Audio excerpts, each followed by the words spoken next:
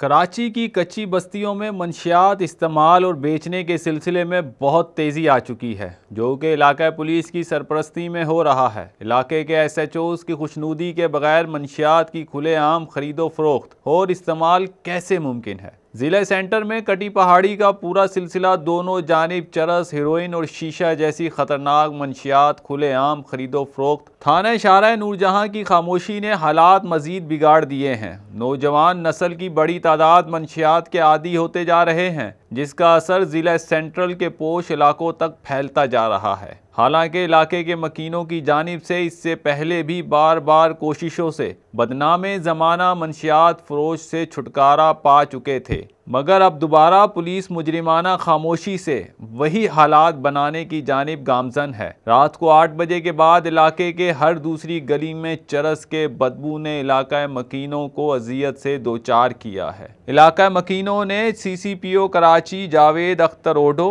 और IG सिंध गुलाम नबी मेमन से appeal की है कि खुदारा इस बढ़ती हुई मंशियात को ख़त्म किया जाए, ताकि हमारी आने वाली नस्लें पाकिस्तान की खातिर कुछ कर सकें, ताकि हमारी आने वाली नस्लों को इस मंशियात से बचाया जा सके।